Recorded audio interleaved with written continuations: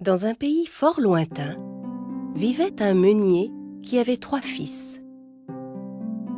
Quand le meunier mourut, il légua son moulin à ses 2 fils aînés et au 3e, il ne laissa que son chat. Le plus jeune fils était très contrarié. Contrairement à ses frères, il lui était presque impossible de gagner sa vie avec ce qu'il avait reçu. Il regarda le chat et se dit « Qu'est-ce qu'on peut bien faire avec un chat ? On ne peut même pas le manger. » Mais soudain, il se produisit une chose inattendue. Le chat lui répondit. « Vous me jugez fort mal, mon maître. Je pourrais vous être bien plus utile que vous ne l'imaginez. » Le jeune homme était sidéré de voir son chat parler. Il lui demanda en bégayant.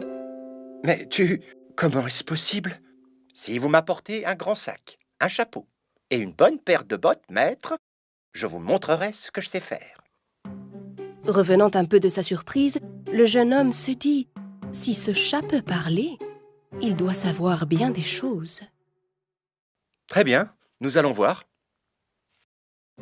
Le jeune homme apporta au chat tout ce qu'il lui avait demandé. Le chat mit son chapeau, enfila ses bottes, alla se contempler avec satisfaction dans le miroir, puis il mit une carotte et une belle salade dans son sac et s'en alla. Arrivé dans les bois, il ouvrit son sac et le laissa par terre.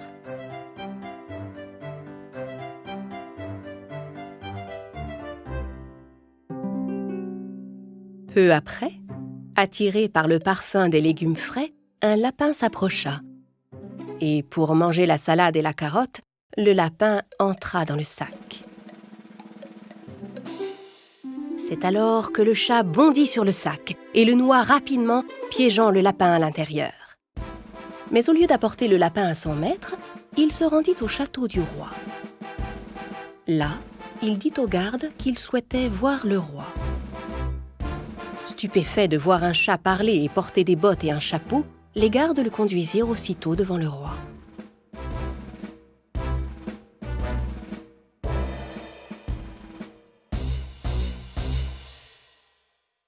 « Votre Majesté, je vous apporte un présent de la part du marquis de Carabas. Mon maître, le marquis de Carabas, vient tout juste d'attraper ce joli petit lapin pour vous l'offrir. » Le roi était très flatté de recevoir un tel cadeau. Pendant une longue période, le chat continua à venir offrir au roi les animaux qu'il attrapait. Au bout de quelque temps, tous les habitants du royaume parlaient de la richesse et de la générosité du marquis. À mesure que les jours passaient, le roi était de plus en plus curieux. Un jour, il demanda au chat botté «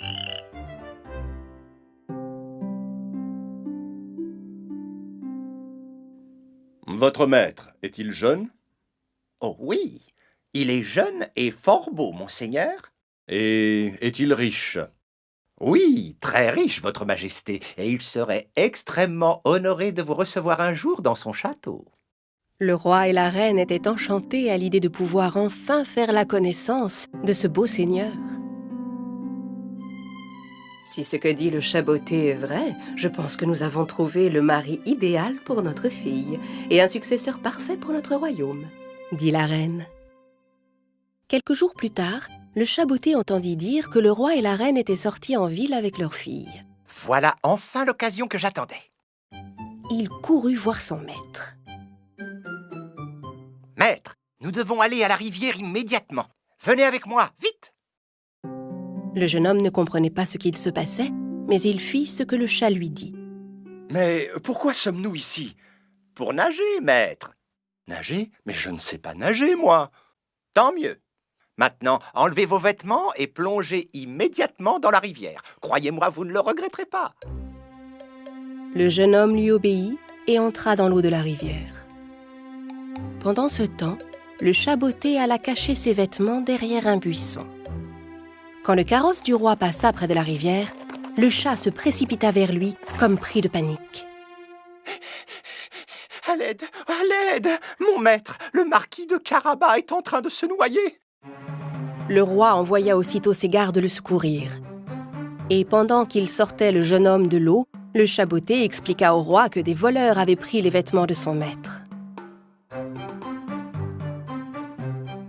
Le roi ordonna à ses hommes: Garde à porter les plus beaux vêtements que nous ayons au marquis. Dans ses nouveaux habits, le jeune homme ressemblait véritablement à un prince. Tandis qu'il se dirigeait vers le carrosse du roi, la reine et la princesse le regardaient. Le jeune homme s'approcha du roi et s'inclina devant lui. Je ne sais comment vous remercier, votre majesté. Mon maître, le marquis de Carabas, serait honoré de vous accueillir dans son château, mon roi. Je vais aller devant pour vous annoncer. Le chat botté partit en courant. Le jeune homme ne comprenait pas vraiment pourquoi on l'appelait marquis de Carabas. Mais il se dit que le chat devait préparer quelque chose et il ne fit pas de commentaire. La princesse tomba instantanément amoureuse de ce beau seigneur.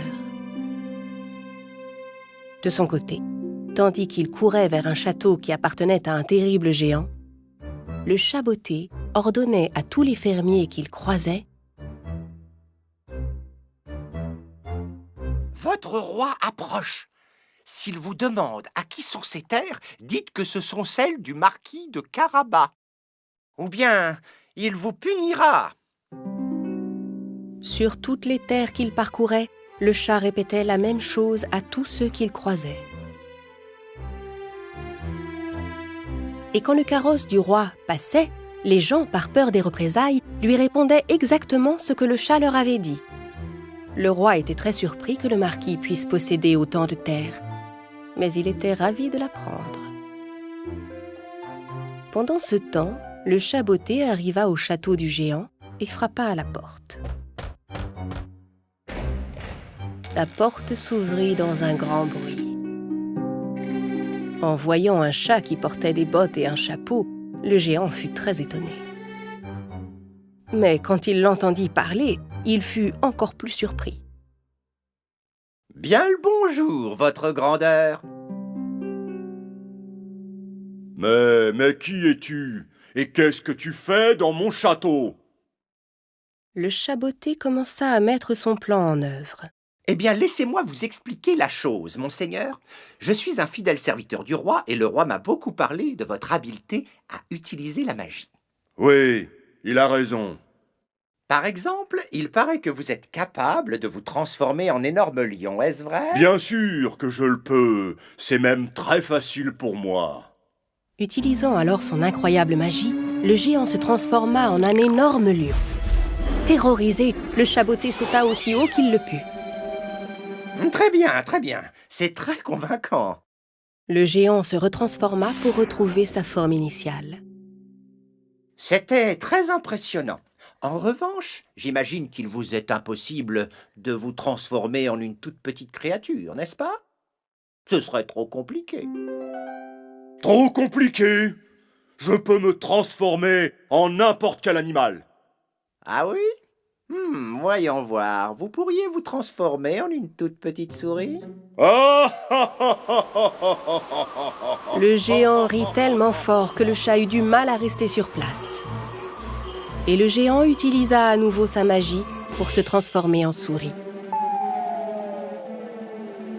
Quand le géant ne fut plus qu'une petite souris devant lui, le chat bondit sur lui et n'en fit qu'une bouchée.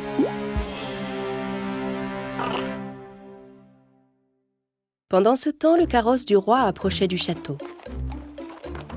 Le chat vint rapidement à sa rencontre. Votre Altesse, le château du marquis de Carabas est à votre service. Entrez, sire, je vous en prie. Le roi, la reine, la princesse et le jeune homme contemplèrent le château avec admiration. Tandis qu'ils se dirigeaient vers l'entrée du château, la reine demanda au jeune homme: « Dites-moi, cher marquis, êtes-vous marié ?»« Non, votre Altesse. Mais si vous voulez bien m'accorder la main de votre fille, je vous promets de tout faire pour la rendre heureuse. » On organisa une grande fête dans le château du géant pour célébrer les fiançailles de la princesse et du marquis, qui se marièrent peu de temps après.